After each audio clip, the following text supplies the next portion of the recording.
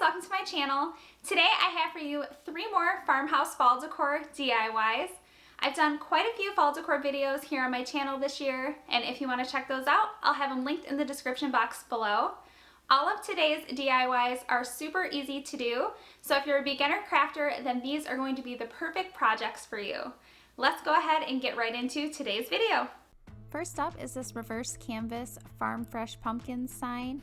And for this project, I'll be using a 5x7 canvas, this Farm Fresh stencil from Joann Fabrics, Waverly chalk paint in the color ink, ivory, and also in pumpkin, folk art chalk paint in the color castle, paintbrushes, a stencil brush, a utility knife, buffalo check ribbon, and my hot glue gun.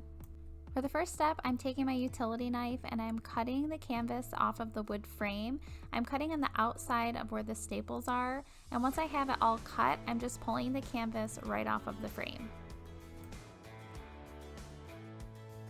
Now that I have the canvas off of the frame, I'm now cutting off the edges of the canvas so that when I glue it back onto the outside of the frame, it doesn't overlap.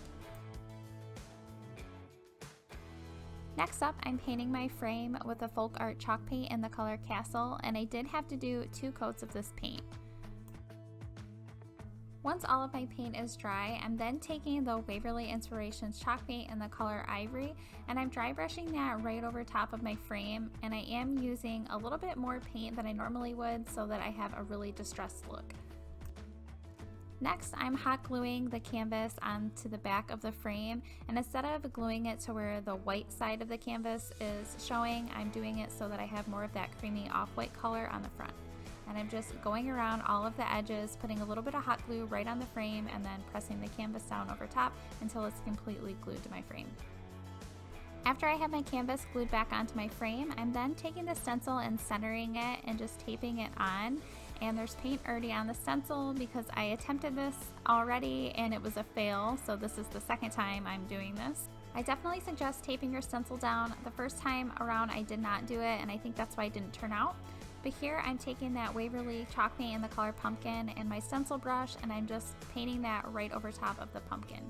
Now I'm taking the Waverly chalk paint in the color ink, and as you can see here, when I put paint on my brush, I'm wiping most of the excess off on a paper towel, and this is going to help when you stencil over your letters for it to not bleed underneath. And that's exactly what I'm doing here. I'm just stenciling over all of my letters, and I'm dabbing it on instead of rubbing it so that it doesn't bleed through underneath. And also, holding the edges of the letters down when you're painting helps. You could wear gloves. I did not. I had paint all over me, but it just easily washes off.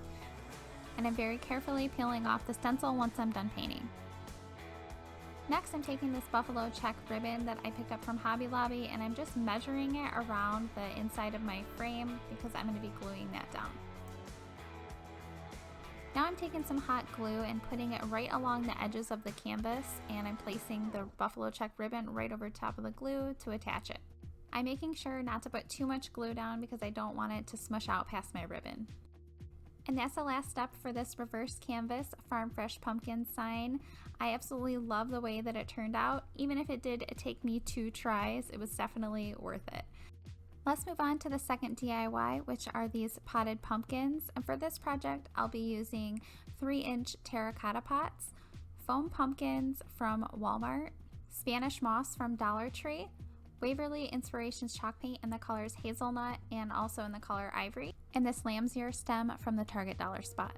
I'm starting out by taking the stems out of these foam pumpkins, and then I'm painting them with that Waverly chalk paint in the color ivory, and I did have to do 3 coats of this chalk paint.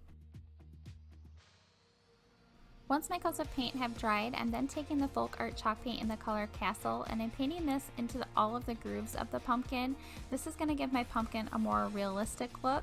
And then I'm also going to take that Waverly chalk paint in the color hazelnut, and I'm painting that right over top of where I just painted the hazelnut color. After I'm done painting my pumpkins, I'm simply just putting the stems back in. Here I'm painting over my terracotta pots with that Waverly chalk paint in the color ivory. I'm putting a little bit of paint on my brush, wiping off the excess, and then painting that over top of the pots. And I still wanted the terracotta color to show through, so I'm just kind of splattering the paint all over to give it a really messy, distressed look. Now that my pots are all finished, I'm placing the Spanish moss right inside of the terracotta pots. I only want to use some of the leaves off of this lamb's ear stem, so I'm taking some pliers and I'm just cutting the leaves right off. Next, I'm taking these lamb's ears and I'm sticking them down into my Spanish moss a little bit and placing them on top as well. Once I have my leaves all adjusted, for the last step, I'm simply just placing my painted pumpkins right on top. This is the final look for these potted pumpkins. This is probably the easiest DIY for today's video. Now that we're finished with that one, let's move on to this gather pumpkin sign. For this project, I'll be using this wooden pedestal pumpkin from Hobby Lobby, this gather word cutout from Hobby Lobby, burlap leaves from Dollar Tree, raffia, Waverly chalk paint in the color ivory, folk art chalk paint in the color Java, also in the color sage, paintbrushes, scissors, my hot glue gun, and nautical rope. I'm first starting out by taking the Waverly chalk paint in the color hazelnut, and I'm painting this on the two outside panels of the pumpkin. I only had to do one coat of this paint, and I'm making sure that I'm painting that on all of the edges of the pumpkin as well. Now I'm taking the folk art paint in the color sage and I'm painting that on the middle panel of my pumpkin, and I did have to do 2 coats of this paint, and I am painting the paint right into the slats because I know that later I'm going to touch it up. And again, I'm making sure that I'm painting on all of my top and bottom edges. Next, I'm taking my Waverly chalk paint in the color ivory and I'm painting that on the 2 panels that are left over, and I'm just touching up any paint that I had messed up on earlier. I did have to do 2 coats of this paint so that it would cover up the other colors of paint that I was a little messy with earlier. Now I'm painting the stand of my pumpkin with this hazelnut color, and I did only have to do 1 coat of this paint. Once my paint has all dried, I'm then taking this ivory color and I'm dry brushing that over top of the hazelnut and the sage colors. By adding this dry brush color, it's really going to add some dimension to my pumpkin and help with the distressing aged look that I'm going for. Now I'm taking the hazelnut color and I'm dry brushing that over top of the ivory painted panels and also the panel that's painted in sage. Then I decided I wanted to add some of the sage color on top of my ivory panels, so here I'm just dry brushing the sage right on top of the ivory panels. And I didn't want to leave the stand of the pumpkin painted without distressing it, so here I'm adding the ivory color onto the painted stand. Now I'm taking this gather word cutout and I'm painting it with a folk art chalk paint in the color Java. Next, I'm hot gluing this nautical rope onto the stem of my wooden pumpkin. I'm placing the hot glue right on the wood and then placing the nautical rope over top of that so that it attaches to the pumpkin, and I'm just continuing this step until the very top.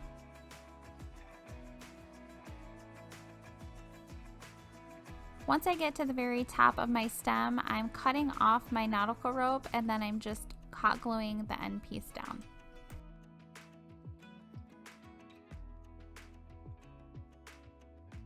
Now I'm taking some hot glue and placing it on the back of my gather word so that I can attach it to the front of my wooden pumpkin.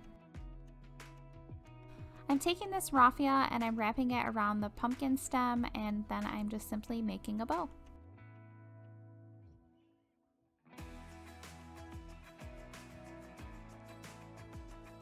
Once I have my bow just how I want it, I'm using a little bit of hot glue to glue that down to the pumpkin stem and then just cutting off any long pieces of the raffia. For the last step, I'm attaching this burlap leaf, and I'm just taking the stem of the leaf and I'm placing it through the raffia and then just moving it around and adjusting it how I want it. And this is how the wooden pedestal pumpkin turned out. And that was the last DIY for today. If you guys enjoyed this video, please give it a thumbs up. And if you're not subscribed, I would love it if you would subscribe. Be sure to hit that notification bell so you can be notified for all of my future videos. As always, thank you so much for watching.